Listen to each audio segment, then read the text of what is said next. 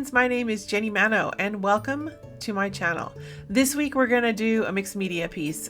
She started out very different, took me on a crazy journey, but I am super stoked where she ended up. I'm glad I didn't give up because I really like how she is now. Let's get started. Hi friends, welcome to this week's How To Tuesday. Are you ready to get messy?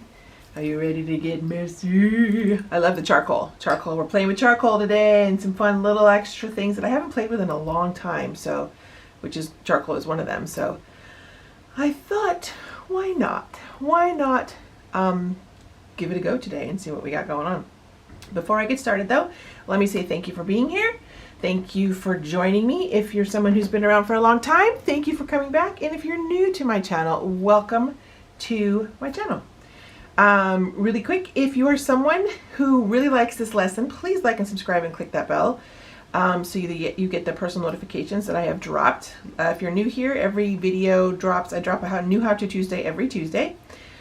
Very exciting. I have lots and lots of videos, so all kinds of different mediums and substrates that I use. I'm constantly playing and tweaking and twisting and exploring and learning, and I'm someone who is in love with abstract work and also portrait work. So when I can do abstract portraits together, my world is happy, and I love to share that with everybody here. If you are someone who also likes a real full-length, fully instructed, ad-free learning experience, that I have that over on my Patreon channel, and I would be honored if you would go check it out.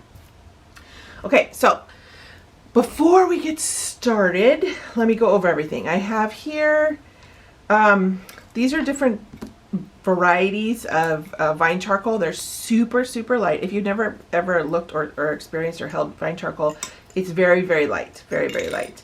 And I just have two different widths, to like two different sizes to cover more space with them. I also grabbed, which I haven't used in a long time, I mean this is a new pack, but I've played with them before. This is the Multi-Pastel Compressed Chalk by Generals.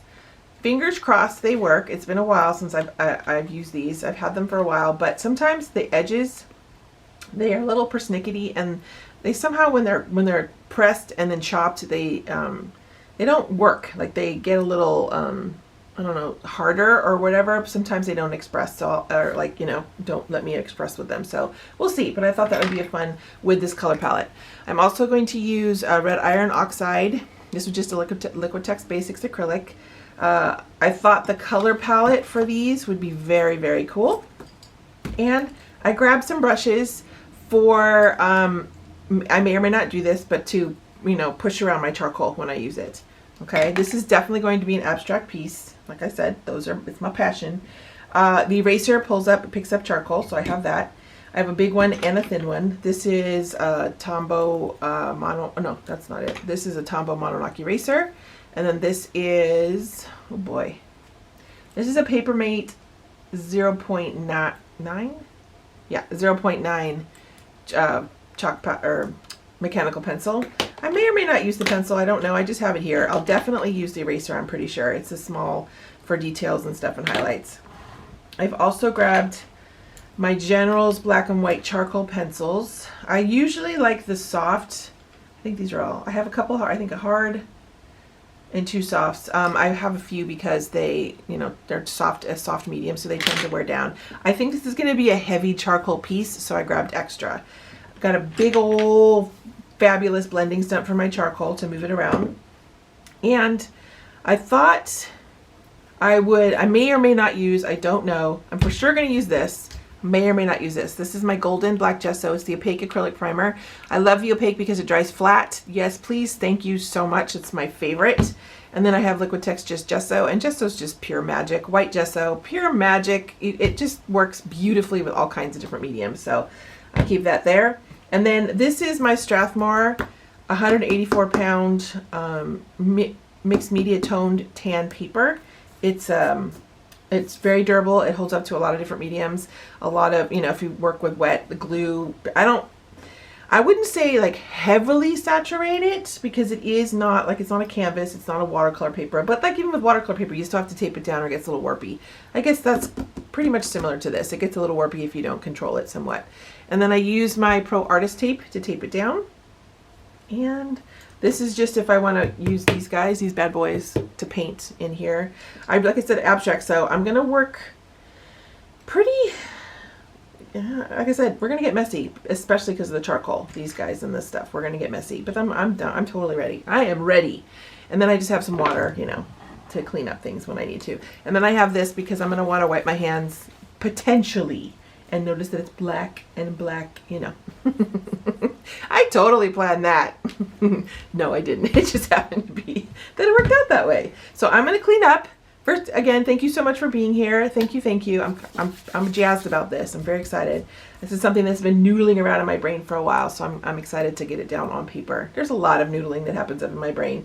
If you saw the list of my ideas, holy schmoly. Apparently I'm going to live forever because that list is massive. Massive. Which is okay, right? Okay, I'm going to clean up and I'll be right back. I also did not say what this was. This is, I left the sticker on. I have wanted one of these for so long. I usually use like a old debit credit card kind of experience extravaganza.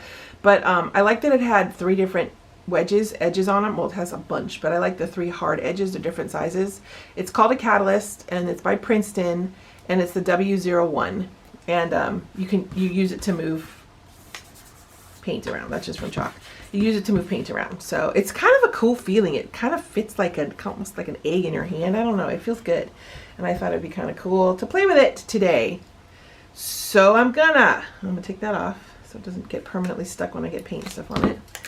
And I'm just gonna take, oh, I also grabbed, because I was talking about, I was thinking, like I was concerned about these edges. I grabbed, this usually comes with these guys. When you get like a bag of these guys, super inexpensive, all different sizes. This usually comes with it, and it can, you know, it's to help you clean up your blending stumps when they get dirty. I can also, I don't know if this is the purpose for it, but ooh, look how nice that is. Ooh, yes. But I can also start the corners so I don't have to worry about if it gets, I don't want it to scrape my paper. Sometimes it's too hard and it scrapes and dents the paper.